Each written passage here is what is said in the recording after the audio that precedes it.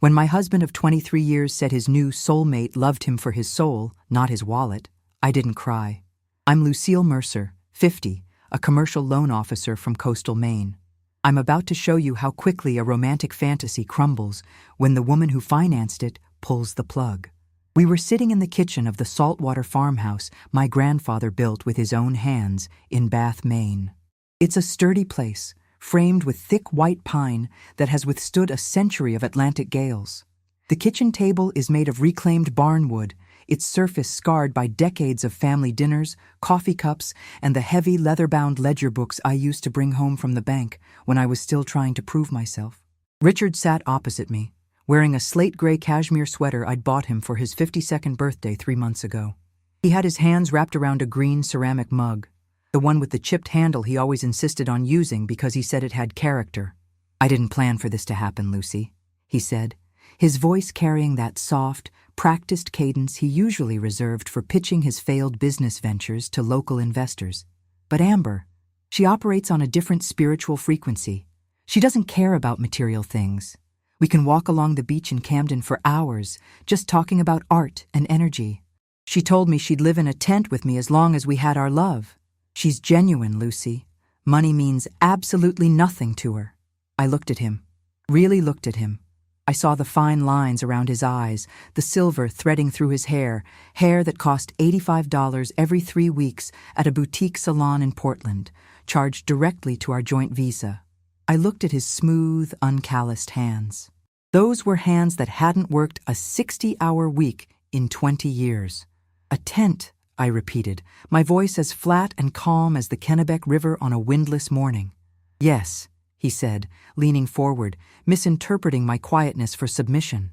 He actually looked relieved, as if he expected me to throw the hot coffee in his face. "She's that pure. I know it's hard to understand, especially for someone like you, Lucy.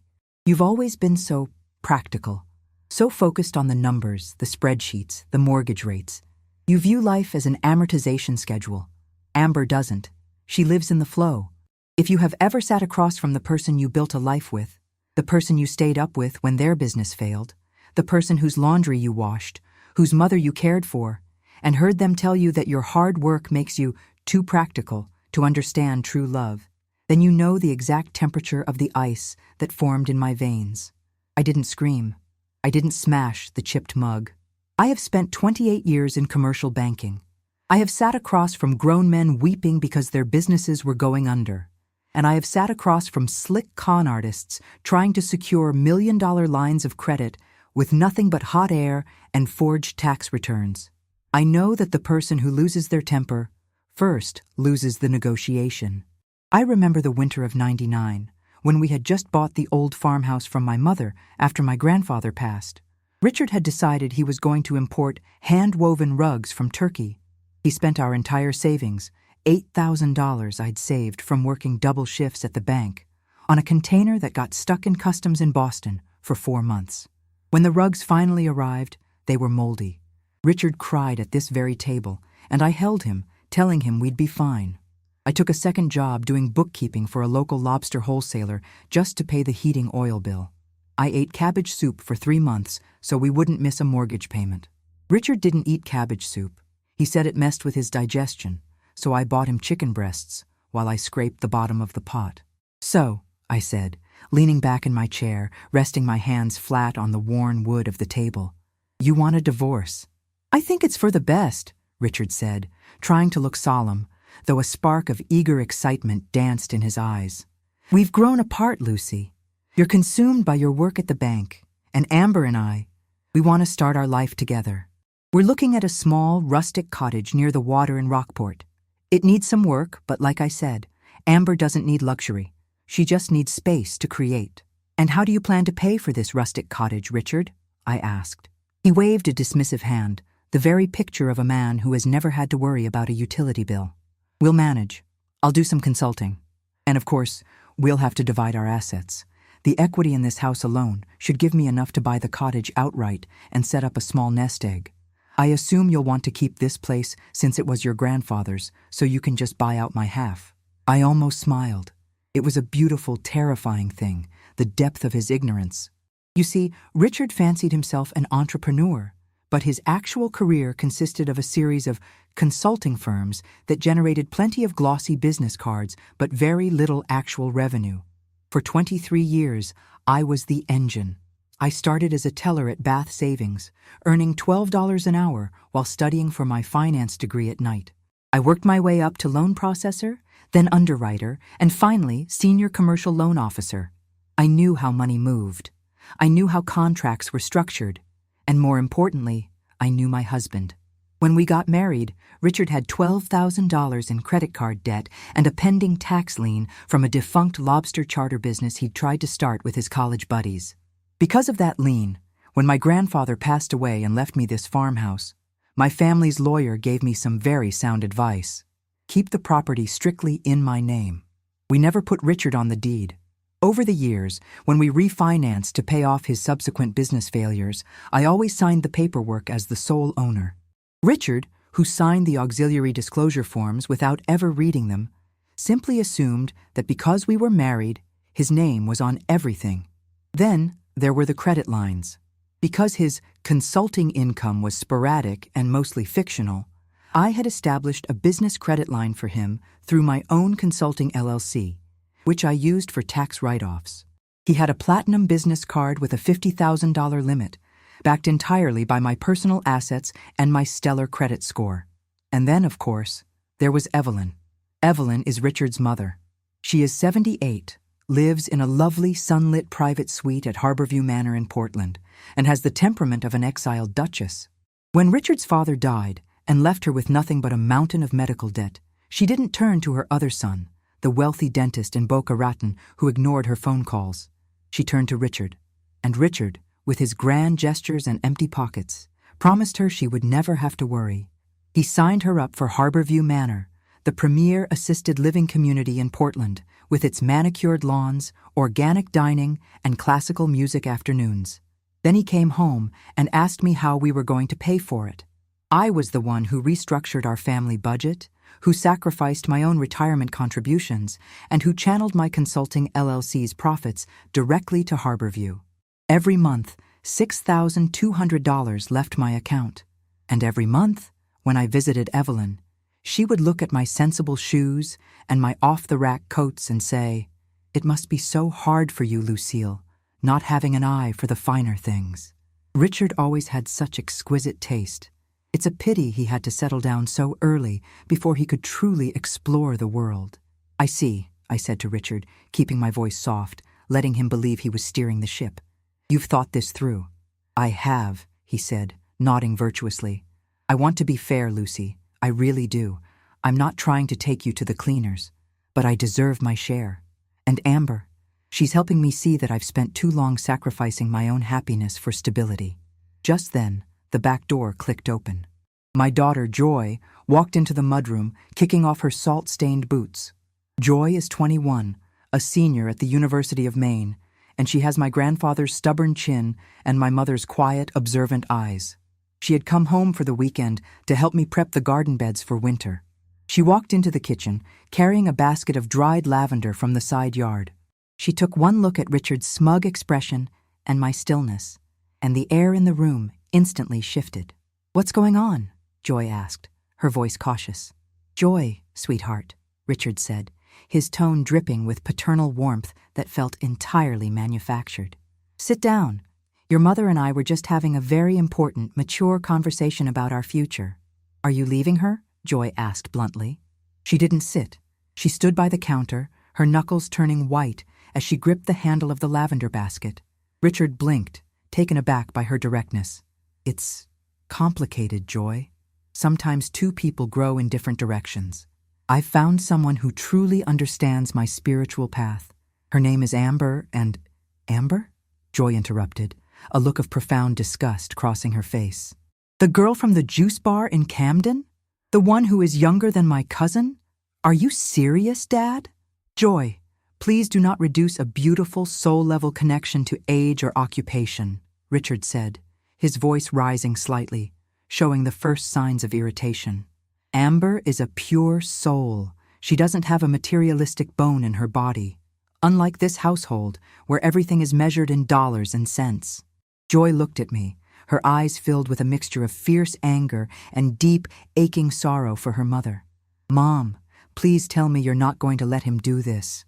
I looked at my daughter. I saw the worry in her eyes, the fear that I would be crushed. I reached out and placed my hand over Joy's trembling fingers, drawing her attention away from her father. "Joy, sweetheart, go up to your room for just a moment. Let me finish this with your father." She looked at me, her eyes bright with unshed tears of anger, but she saw the absolute stillness in my face. She knew that look. It was the same expression I wore when I was auditing a complex commercial loan application, looking for the hidden liabilities. She nodded once, squeezed my hand, and walked out of the kitchen, her footsteps heavy on the old pine stairs. Richard watched her go, letting out a long, dramatic sigh. "She'll understand eventually, Lucy. Once she sees how happy I am. She's young. She still believes in the traditional, rigid structures of life. But Amber says we have to break the old molds to find our true alignment." "I see," I said, my voice barely above a whisper. I stood up from the table, taking the green ceramic mug with the chipped handle and placing it gently in the sink. "And when do you plan on moving out, Richard?" "Well, I've already packed a few bags," he said, gesturing toward the mudroom where his designer leather duffel bag, the one I'd bought him for our 20th anniversary, was already sitting. "I thought I'd spend the next few weeks at Amber's apartment in Camden while we finalize the paperwork for the Rockport cottage. I don't want to make things awkward for you here. I want us to transition into this next phase with grace and mutual respect." "Grace," I repeated, facing the window. Outside, the gray waters of the Kennebec River churned under a brisk November wind. The bare branches of the old oak tree in the yard clawed at the slate-colored sky. "Yes, grace is very important." "I knew you'd understand," he said, relief washing over his face so clearly it was almost insulting. He walked over, attempting to place a hand on my shoulder, but I stepped aside to reach for a dish towel, pretending to wipe down a counter that was already spotless. He let his hand fall, unfazed. "I'll have my lawyer contact you next week to draft the separation agreement. We can split the equity in this place quickly, and then we can both move on. Take your bags, Richard," I said, keeping my back to him, "and enjoy your weekend in Camden." "Thank you, Lucy," he said, his voice dripping with that unbearable, patronizing kindness. "I truly hope you find your own peace." I listened to his footsteps cross the kitchen, the heavy thud of the mudroom door closing, and then the quiet rumble of his Volvo, the SUV with the premium package that I paid the monthly lease on, pulling out of the gravel driveway. The silence that settled over the farmhouse was thick and heavy, but it wasn't the silence of grief. It was the quiet before the storm. If you have ever been the one who kept the lights on while someone else played the role of the visionary, let me tell you something. They always forget who holds the keys. They mistake your quiet labor for a lack of imagination.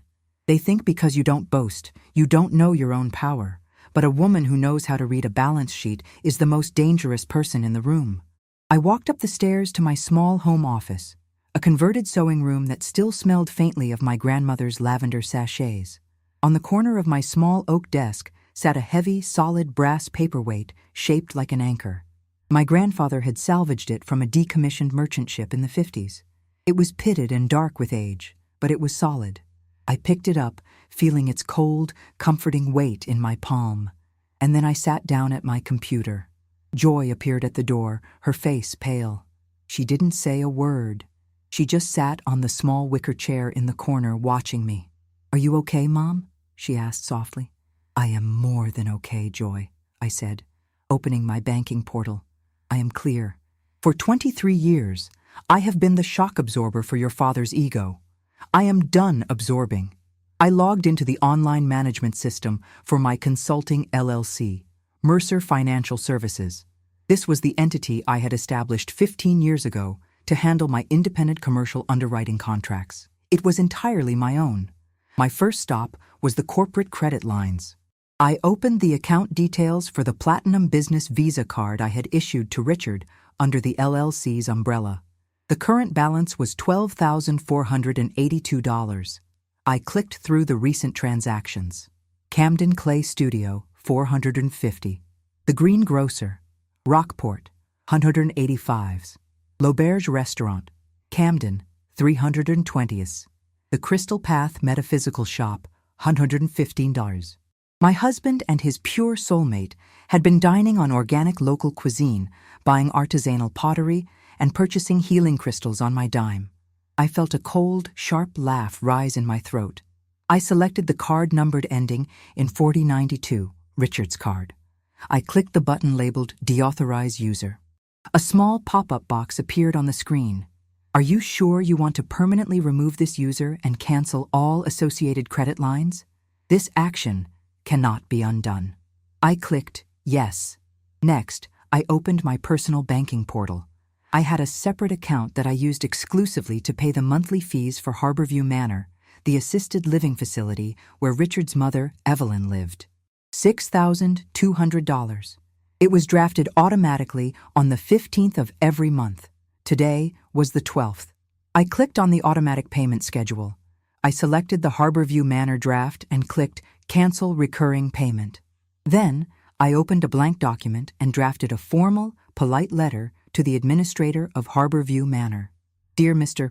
Sterling, please accept this letter as formal notification that effective 30 days from today, December 12th, I will no longer be the financial guarantor for the residency of Evelyn Mercer. I am resigning my position as the responsible party on her account. For all future billing inquiries and to secure a new financial agreement, please contact her son, Richard Mercer, at the phone number and address listed below, or his brother, Dr. Thomas Mercer, in Boca Raton, Florida. Sincerely, Lucille Mercer. I printed the letter, signed it with my vintage fountain pen using precise, dark blue ink, and placed it in a crisp white envelope. Mom, Joy whispered, her eyes wide as she watched me work. Are you really cutting off Grandma Evelyn? I looked at my daughter. Joy, I have paid for your grandmother's luxury for 7 years. When she had a mild stroke 3 years ago, I was the one who slept in the chair next to her hospital bed while your father went to a mindfulness retreat in Vermont. And when she recovered, she told me my hospital gown choice for her was common. Your father has a brother who earns $500,000 a year as a cosmetic dentist and does nothing for her. Your father himself claims he is ready to live in a tent for love. Let them find a new way to keep her in silk sheets. I am no longer funding a family that treats me like an unpaid servant. Joy's face softened, and a slow, fierce smile spread across her lips. She really did treat you terribly, Mom. We all saw it.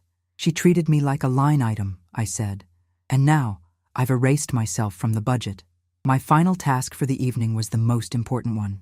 I opened my personal filing cabinet and pulled out the thick, cream-colored folder containing the original deed to the farmhouse. I ran my fingers over the heavy parchment. It was dated October 14th, 1999. It bore my name, Lucille Ann Mercer, as the sole grantee, inherited from the estate of Arthur Cloutier. There was no mention of Richard Mercer anywhere on the document. When we refinanced the property in 2012 to pay off the $8,000 debt from Richard's failed organic fertilizer business, the bank had required him to sign a spousal waiver of interest, a standard document in Maine that acknowledged the property was sole and separate non-marital real estate, and that he waived any claim to the title in exchange for the release of funds. Richard had signed it in a flurry of impatience, barely looking up from his phone. He had assumed it was just another piece of boring bank paperwork. I called Sarah Vance. Sarah was my oldest friend from our days at Bowdoin College, and she happened to be one of the sharpest family law attorneys in Sagadahoc County. She answered on the third ring. Lucy, is everything okay? You don't usually call this late. Sarah, I said, my voice steady and cold as the November wind outside. Richard has found his soulmate. He wants a divorce, and he wants half the equity in the farmhouse. There was a long pause on the other end of the line. Then I heard the rustle of papers and the distinct sound of Sarah sitting up straight at her desk. He wants what? Please tell me you still have the 2012 refinancing file in your home safe. I have the deed, the spousal waiver, and the complete record of every single mortgage payment made from my personal consulting account, I said. He hasn't contributed a single dollar to the principal or the interest in 23 years. Oh, Lucille, Sarah said, and I could hear the fierce, professional satisfaction in her voice. This is going to be a very quiet, very beautiful foreclosure on his illusions. Come to my office tomorrow morning at 9. Bring everything. As I hung up the phone, my cell phone buzzed on the desk. It was a text message from Evelyn. Lucille, I've been trying to reach Richard, but he isn't answering.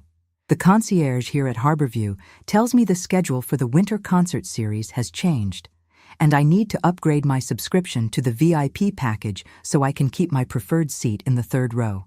It's only an extra $400. Please call the front desk and authorize it on your card. Also, the tea they served this afternoon was lukewarm. I expect better for what we pay.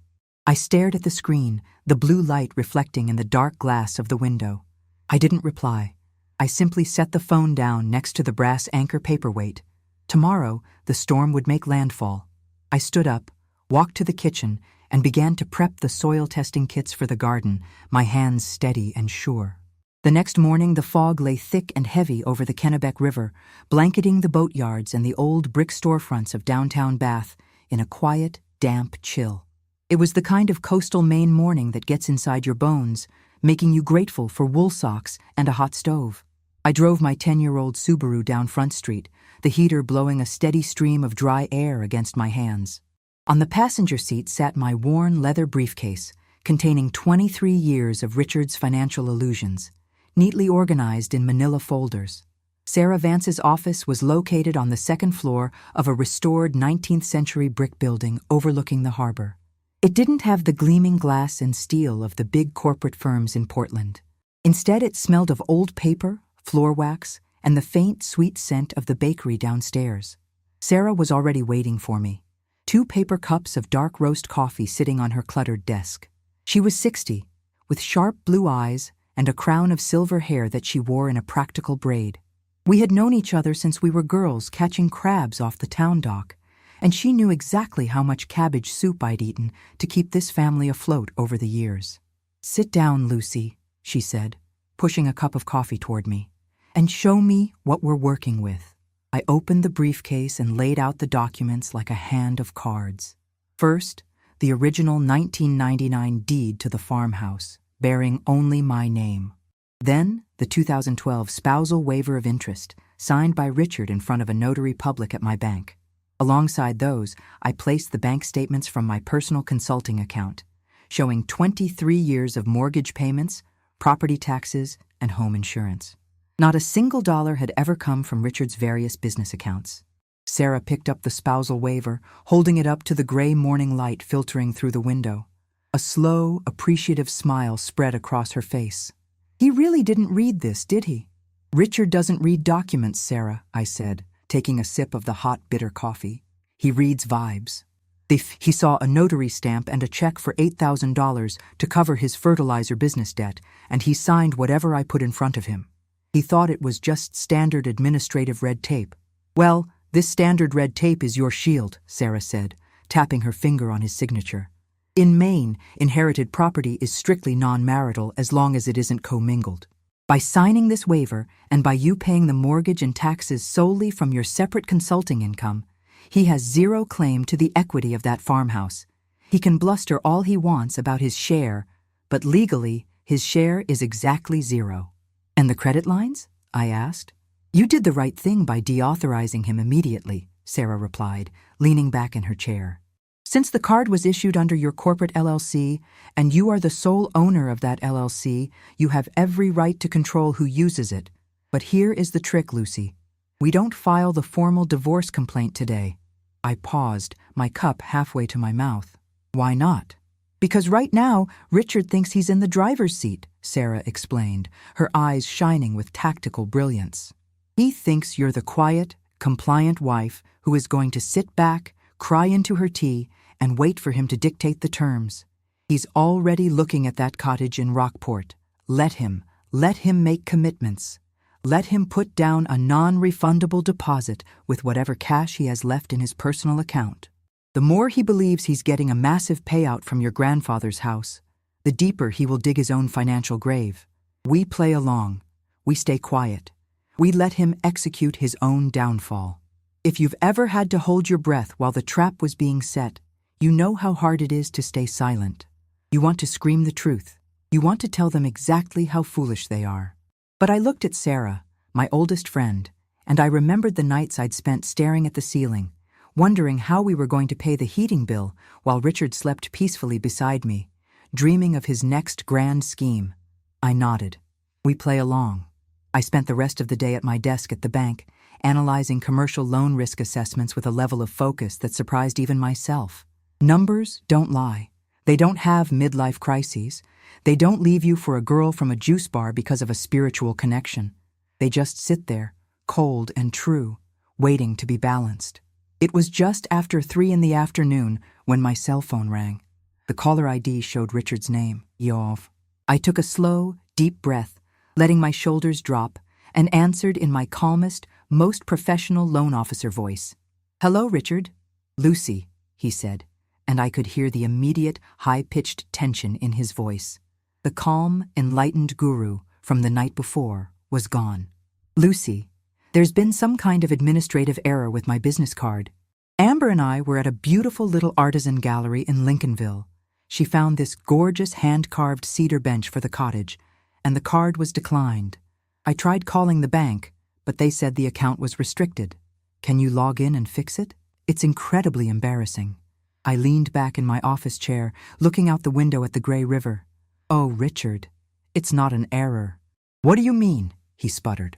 "Well, as you said last night, we are transitioning into a new phase of our lives," I said, my voice smooth and level. "And since you are no longer associated with Mercer Financial Services, I had to remove you from the corporate credit lines. It's standard compliance. I'm sure you understand. A business card is for business expenses, and a hand-carved cedar bench for your new cottage with Amber doesn't quite qualify as a tax write-off." "Lucy, this is petty," he hissed, trying to keep his voice down, likely because Amber was standing right next to him. "We are in the middle of a transition. I need access to funds to establish our new life. You can't just cut me off without warning." "Richard," I said, and I let a touch of gentle, maternal pity enter my tone. "I thought Amber didn't care about material things. You told me she would live in a tent with you as long as you had your love. Surely a cedar bench isn't necessary for your spiritual alignment. If she's as genuine as you say, she won't mind if you can't buy her expensive gifts." There was a long, suffocating silence on the other end of the line. I could almost hear his brain scrambling, trying to find a way to argue without admitting that his soulmate did, in fact, enjoy $50,000 credit limits. "This is different, Lucy," he finally managed, his voice tight. "This is about basic respect. We have a marital estate to divide. I am entitled to my half of the assets, including the equity in the house. I was planning on using my card as an advance against that equity. We will let the lawyers handle the estate, Richard," I said softly. "In the meantime, I suggest you use your personal debit card for Amber's gifts. Have a wonderful evening." I hung up before he could reply. My heart was beating fast, but it wasn't the rapid flutter of fear. It was the steady, powerful thrum of a woman who had finally stepped into her own strength. An hour later, my phone buzzed again. This time it was a number I knew by heart, the main office of Harborview Manor. "Mrs. Mercer?" The voice of Mr. Sterling, the facility director, was polite but strained. "I'm calling regarding the letter we received from you this afternoon, the one concerning your mother-in-law, Evelyn." "Yes, Mr. Sterling," I said, pulling the file up on my computer screen. "I wanted to ensure you received it in time to make the necessary arrangements for the next billing cycle." "We did," he said, sighing softly. "But Mrs. Mercer, as you know, Evelyn's suite is one of our premium residences. The monthly fee is due on the 15th. If the recurring payment from your account is canceled, we will need a new financial guarantor on file immediately. Evelyn is quite distressed. She says she tried to contact her son Richard, but he told her there was a temporary issue with his accounts." "I see," I said. "Well, Richard's brother, Thomas, is a very successful dentist in Florida. I've included his contact information in the letter. And of course, Richard himself is embarking on a new, simplified lifestyle. I'm sure between the two of them, they can resolve her billing. But as of 30 days from now, my financial obligation to Harborview is legally concluded." "I understand, Mrs. Mercer," Mr. Sterling said, his professional reserve cracking just enough to let a sliver of genuine sympathy through. You have been exemplary to deal with all these years. We will contact Dr. Mercer and Richard immediately. As I hung up, I felt a momentary pang of guilt. I pictured Evelyn, sitting in her sunlit suite surrounded by her silver-framed photos of Richard, sipping her tea and realizing that the daughter-in-law she had dismissed for 23 years was the only thing standing between her and a state-funded nursing home. But then I remembered her voice, telling me I had common taste while I paid for her luxury with the sweat of my brow. I remembered her ignoring my daughter, Joy, while praising Richard's imaginary achievements. The guilt evaporated, replaced by the clean, sharp cold of a Maine winter. When I got home that evening, the kitchen was warm and smelled of roasted potatoes and rosemary. Joy was standing at the stove, stirring a pot of haddock chowder. It was the same simple, comforting meal my grandmother used to make on Friday nights. "How did it go with Sarah?" Joy asked, not looking up from the pot, though her shoulders were tense with anticipation. "The house is safe, Joy," I said, putting my briefcase down on the counter and walking over to wrap my arms around her.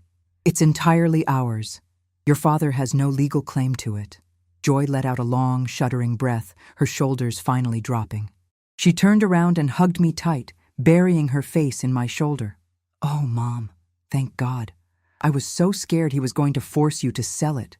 "Nobody is selling this house," I whispered into her hair, looking around the kitchen, at the old white pine beams and the worn wood of the table. "This is our anchor, and we are just getting started." As we sat down to eat, the wind howled outside, rattling the old storm windows. But inside, the fire was bright, the soup was hot, and for the first time in 23 years, I felt completely safe in my own home. I knew the storm was coming, but I had built my house on the rock, and the tide was finally turning in my favor. 2 weeks passed in a sort of heavy, expectant silence, the kind of stillness that settles over the coast of Maine just before the first real blizzard of the season. The wind off the Kennebec River grew sharper, carrying the scent of salt and impending ice. Inside the farmhouse, Joy and I went about our routines. We stacked firewood in the mudroom, insulated the basement windows with heavy plastic, and prepped the garden beds, covering the sleeping earth with thick layers of salt hay. Richard had spent those 2 weeks in Camden, living in Amber's small apartment above a bakery. I knew this because the final statements from his canceled corporate card had arrived, showing a flurry of charges from Camden businesses during his last days of authorized use, followed by a sudden, screeching halt. He had sent me several emails, none of them spiritual, all of them increasingly frantic, demanding that we meet to finalize the division of our marital estate. He claimed he had found a lawyer, a young man named Henderson from a small firm in Brunswick, and that they wanted to meet at Sarah Vance's office to sign a preliminary agreement. He had actually convinced himself that he was walking away with $250,000. He had already put down a non-refundable $5,000 deposit on the rustic cottage in Rockport, confident that my buyout of his share of the farmhouse would cover the rest of the purchase price and set him up as a gentleman of leisure. The morning of November 28th was bitterly cold. I wore my favorite heavy wool sweater, the forest green one I'd knitted myself 5 winters ago, and my sensible winter boots. Joy came with me. She didn't say much in the car, but she kept her hand resting on my leather briefcase on the seat between us. Sarah Vance's conference room was small and functional. A large oak table, scarred by decades of legal battles, occupied the center of the room. A single window looked out over the gray, white-capped waters of the harbor, where a few lobster boats were tied up against the docks, rocking in the swells. Richard was already there when we walked in, and to my utter amazement, he hadn't come alone. Amber sat beside him. She was wearing an oversized cream-colored alpaca shawl that looked expensive but impractical for a Maine winter, and her long blonde hair was styled in loose, beachy waves that felt entirely out of place in a drafty lawyer's office in Bath. She smelled of patchouli and some kind of floral oil. Richard sat next to her, wearing a new tweed jacket that still had the faint crease marks from the store shelf. He looked tense, his fingers tapping a rapid, nervous rhythm against his yellow legal pad. His lawyer, a young man in his late 20s named Henderson, who looked like he had bought his suit 30 minutes prior, sat on his other side, looking thoroughly intimidated by Sarah Vance's wall of leather-bound Maine revised statutes. Lucy, Richard said, his voice carrying a forced, theatrical warmth. He stood up, as if we were guests at a dinner party, but I didn't move toward him. I simply took my seat opposite him. Joy sat to my right, her face a mask of quiet, youthful dignity. Sarah sat to my left, unfolding a clean pair of reading glasses. "Richard," I said, keeping my voice level. "Miss Amber." I didn't realize this was a family gathering. Amber offered a soft, whispery smile. "I'm only here to support Richard, Lucille. I know how difficult transitions can be. I wanted to bring some peaceful, grounding energy to the room. If you've ever sat across a table from the woman who is currently wearing clothes financed by your 23 years of labor, telling you about peaceful energy, you know the precise amount of self-control it takes not to laugh out loud." I didn't laugh. I didn't even blink. I just looked at her, then turned my eyes to Richard's lawyer. "Let's get started," Sarah Vance said, her voice crisp and dry as autumn leaves. "Mr. Henderson, you indicated you had a proposal for the distribution of assets." Henderson cleared his throat, adjusting his tie. Yes. Thank you, Mrs. Vance. My client, Richard, is prepared to offer a very generous and amicable settlement. We propose that Mrs. Mercer retain sole ownership of the Bath farmhouse. In exchange, my client will receive a lump sum cash buyout of $240,000, which represents approximately 48% of the home's current appraised value of $500,000. Furthermore, my client is willing to waive any claim to Mrs. Mercer's bank retirement pension, provided the buyout is paid within 30 days so he can finalize his own real estate transaction in Rockport. Richard leaned forward, looking at me with a soft, patronizing expression. "I want to be fair, Lucy. I know how much the farmhouse means to you, with your grandfather building it and all. I don't want to force a sale. This way, you keep your home, and Amber and I can start our journey. It's a win-win." Amber reached over and squeezed his hand, looking at him as if he were a medieval knight sacrificing his kingdom for love. "Now, I want you to picture this. If you've ever sat in a room and watched the exact moment an illusion crumbles, you know that the air in the room actually changes. It gets thinner. The silence becomes so absolute, you can hear the radiator clicking in the corner." Sarah Vance didn't say a word. She slowly reached into her folder and pulled out 3 documents, sliding them across the polished oak table toward Henderson. "Mr. Henderson," Sarah said softly, "I suggest you review these before we proceed with any talk of a buyout." Henderson picked up the papers. Richard frowned, leaning over his lawyer's shoulder. "What is that? We already know the house is worth $500,000. I had a local realtor do a drive-by appraisal." "That is not an appraisal, Richard," I said, my voice quiet, steady, and entirely devoid of anger. "That is the original 1999 deed of conveyance from my grandfather's estate. You'll note my name is the only name listed as the grantee." "Well, of course," Richard scoffed, waving his hand dismissively. "We were married that same year. It's marital property. We lived there together for 23 years. I've helped maintain it." "Actually," Sarah Vance interrupted, tapping her pen on the second document, "it is not. In the state of Maine, inherited property is strictly non-marital, provided it is not commingled. And as you can see from the bank records attached as Exhibit B, every single mortgage payment, property tax bill, and insurance premium for the last 23 years has been paid exclusively from Lucille's separate consulting LLC account. You have never contributed a single dollar to the equity of that home." Richard's smug smile began to falter. He looked at Henderson, who was now staring at the third document with a look of mounting dread. "What is that third page?" Richard demanded, his voice losing its soft, spiritual cadence. "Henderson, what is that?" Henderson swallowed hard, his face turning a shade of pale gray. "Richard, did you sign a spousal waiver of interest in 2012? "I don't know," Richard snapped, his eyes darting to me, then to the paper. "We refinanced to pay off the debts from the organic fertilizer business. Lucy handled all the bank paperwork. I just signed where she told me to sign so we could get the check." "You signed a legally binding, notarized waiver," Sarah Vance said, her voice ringing out in the quiet room like a bell. "In exchange for the release of $8,000 to cover your personal business liabilities, you explicitly waived any and all current or future interest in the real property located at 142 River Road, Bath, Maine.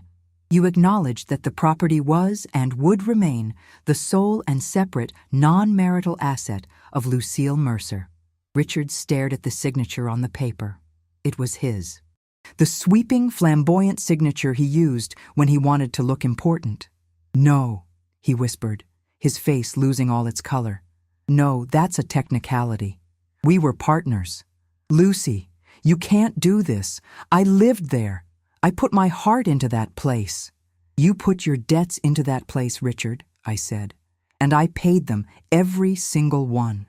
Amber's grip on his hand loosened. She looked at the paper, then at Richard, her brow furrowing. "Richard, what does this mean? What about the Rockport cottage? The deposit is non-refundable. We have to pay the remaining $90,000 by Friday." "It means," Sarah Vance said, leaning back and crossing her arms, "that Mr. Mercer has exactly zero legal claim to the farmhouse. There is no buyout. There is no cash settlement. The property belongs entirely to Lucille." "This is a trap!" Richard suddenly roared, slamming his hand on the table. The yellow legal pad jumped. "You set me up, Lucy. You've been planning this." Joy didn't flinch. She sat perfectly still, looking at her father with a cold, clear-eyed pity that was far more devastating than any shout. "Nobody set you up, Richard," I said, my voice remaining as calm as the frozen river. "You simply never cared enough to read the documents. You were too busy living in the flow to notice who was actually steering the boat. And speaking of the flow, we need to discuss your mother." Richard blinked, his chest heaving as he tried to process the collapse of his financial reality. "Evelyn? What does Evelyn have to do with this?" "I have officially resigned as the financial guarantor for Harborview Manor," I said, reaching into my briefcase and pulling out a copy of the certified letter I had sent to his brother, Thomas, and the facility director. "My final payment was made on the 15th of this month. As of 30 days from now, the monthly fee of $6,200 is your responsibility. I spoke with your brother, Thomas, yesterday. He was quite clear. Since you were the one who made the grand promises to your mother, he expects you to pay for her suite. He said he would not contribute a single penny." Richard stared at me, his mouth opening and closing like a fish caught on a dry dock. $6,200 a month? I don't have that kind of money, Lucy. You know my consulting business is in a transition phase. "Then I suggest you and Amber find a very large tent," I said softly. Amber let go of Richard's hand completely. She stood up, her expensive alpaca shawl slipping off one shoulder. She looked at Richard, her eyes wide with a sudden sharp clarity that had nothing to do with spiritual alignment. "Richard," she said, her voice no longer whispery or soft, "you told me you owned the farmhouse. You told me you had a massive investment portfolio. You told me your family was wealthy." "Amber, sweetheart, please," Richard pleaded, reaching for her sleeve. "It's just a temporary setback. We have our love. We don't care about material things, remember? You said you'd live in a tent with me." Amber looked at him, then at the cheap tweed jacket, then at his pale, sweating face. "A tent, Richard? It's November in Maine. I work at a juice bar. I can't pay for your mother's nursing home." She grabbed her leather bag from the floor, turned on her heel, and walked out of the conference room, her boots clicking sharply against the hardwood floor until the heavy glass door downstairs clicked shut. Richard sat frozen, staring at the empty chair beside him. The silence returned, heavy and absolute, broken only by the sound of the wind rattling the window against its frame. Richard didn't move for a long time after the heavy glass door downstairs clicked shut, sealing Amber's departure. He sat there, staring at the empty space beside him, his hands flat on the yellow legal pad. The silence in the room was absolute, save for the hum of the old radiator against the wall. His lawyer, young Mr. Henderson, quietly began stacking his documents, his face flushed with the embarrassment of a man who realized his client had lied to him about his assets, and that there would be no fat retainer coming from a marital buyout. "Richard," Henderson said, his voice dropping to a low, cautious murmur, "we need to sign the temporary separation agreement. Given the spousal waiver from 2012, we have no leverage to contest the real estate. If we go to trial, you'll be responsible for Mrs. Mercer's legal fees, and frankly, you don't have the capital to sustain a contested divorce." Richard looked up, his eyes glassy and vacant. The bravado, the spiritual arrogance, the talk of different frequencies and soulmates. It had all evaporated, leaving behind a tired, graying 52-year-old man who suddenly realized he had no home, no credit lines, and no safety net. He looked at me, his lips parting as if to speak, but no sound came out. I didn't gloat. I didn't smile. I just sat there with my hands folded over my leather briefcase, feeling a profound, quiet stillness. "Sign the papers, Richard," I said softly. "Let's not drag this through the courts. You wanted to transition into the next phase of your life. This is the doorway." With a hand that shook slightly, Richard took the pen from Henderson and signed his name on the line Sarah Vance pointed to. He waived all claims to the farmhouse, agreed to vacate the property permanently, and acknowledged the termination of his association with my consulting firm. When he finished, he slid the paper back across the table without looking at me. Joy let out a slow, quiet breath beside me, her fingers unclenching from her lap. The next few months were a masterclass in restructuring. If you have ever had to rebuild a life from the foundation up, you know that the hardest part isn't the heavy lifting. It's the quiet hours of the evening when the house is still, and you realize that the future you spent 23 years planning has been completely erased. I know some of you are doing that exact math at your own kitchen tables right now, looking at the bills, wondering if you have the strength to stand alone. Let me tell you, you do. The fear is just noise. The numbers are what keep you grounded. The fallout from my decision was swift, but I held my ground like the white pine beams of my grandfather's house. Evelyn's situation settled with a harsh, cold dose of reality. When the 15th of the month arrived and my automatic payment failed to draft, Mr. Sterling at Harborview Manor wasted no time. He called Richard, who had no money, and then he called Thomas, the wealthy dentist in Boca Raton. Thomas, terrified of the social embarrassment of having his mother evicted from a premier facility, was forced to step in. But Thomas was not as generous as I had been. He refused to pay for the premium suite.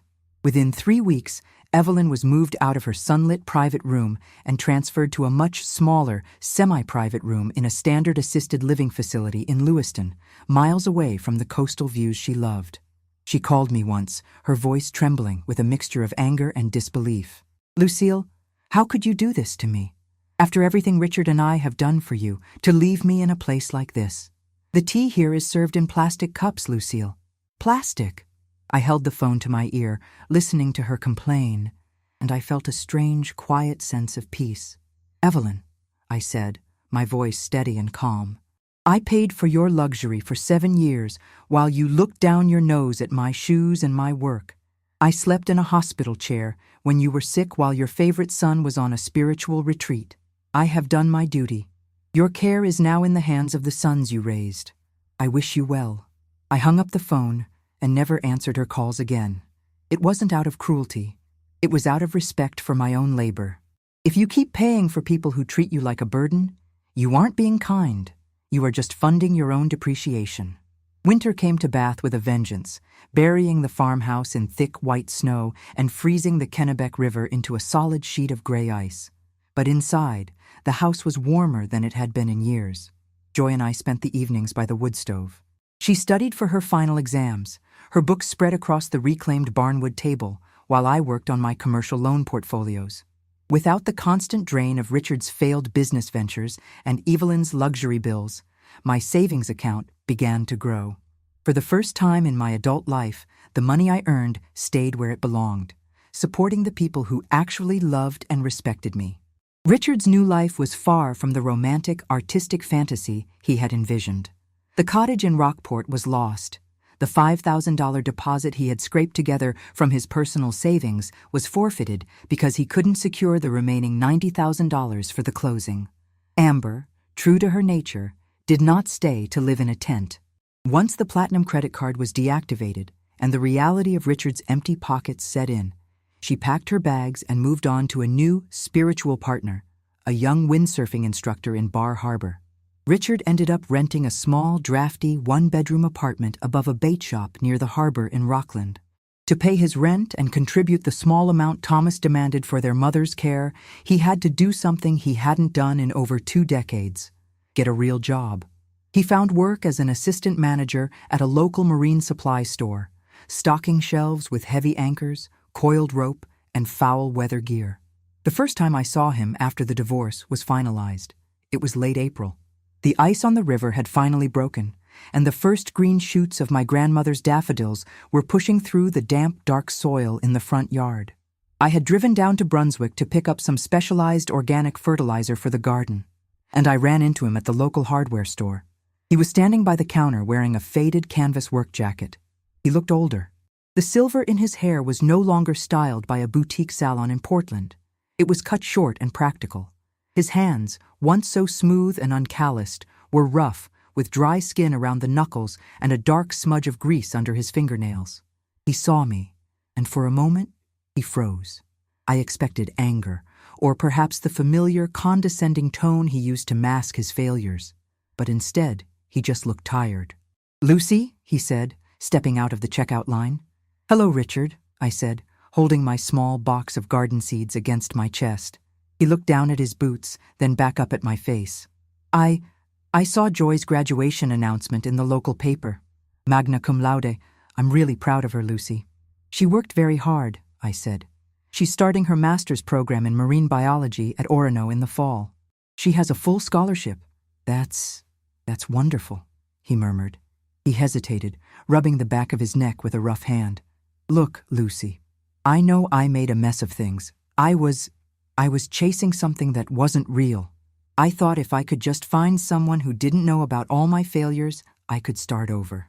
I could be the person I always wanted to be. I looked at him, and for the first time in 23 years, I didn't feel the need to fix his life. I didn't feel the urge to offer him a loan, or tell him everything would be fine, or shoulder his burdens so he could keep dreaming. I just saw him as he was, a man who had spent his life running from the work of being real. You don't need a new soulmate to start over, Richard, I said softly. You just need to pay your own bills. He let out a short, dry laugh, but there was no bitterness in it, just a quiet, exhausted agreement. Yeah, I'm learning that. It's harder than I thought. It is, I agreed, but it's the only way to grow. He nodded, looking at me with a strange sort of respect that he had never shown me when we were married. Take care of yourself, Lucy. You too, Richard, I said. I walked out of the store into the bright, cool spring sunshine, the smell of damp earth and salty sea air filling my lungs. I got into my old Subaru, placed the box of seeds on the passenger seat, and drove back toward Bath. When I pulled into the driveway of the farmhouse, Joy was already out in the yard, her hair tied back in a messy bun, using a spade to turn over the rich, dark soil of the garden beds. She looked up as I got out of the car, wiping her brow with the back of her hand, and gave me a wide, bright smile that made her look exactly like my mother. Did you get the fertilizer? She called out. I did, I said, walking over to join her, feeling the solid, damp earth beneath my boots. And the seeds. We stood together in the yard, looking out over the Kennebec River as the afternoon sun turned the water to a brilliant, sparkling silver. The gulls circled overhead, their cries clean and sharp against the blue sky. I had lost a husband of 23 years, and I had been forced to redraw the boundaries of my entire life. But as I looked at my daughter, and at the sturdy white pine farmhouse that had weathered a century of Atlantic storms, I knew that I hadn't lost anything of real value. I had simply cleared away the weeds to make room for the things that were built to last. Love is not a transaction, and it is certainly not a line item in a budget. It is the quiet strength that remains when all the illusions have been stripped away, solid and true as the ground beneath your feet.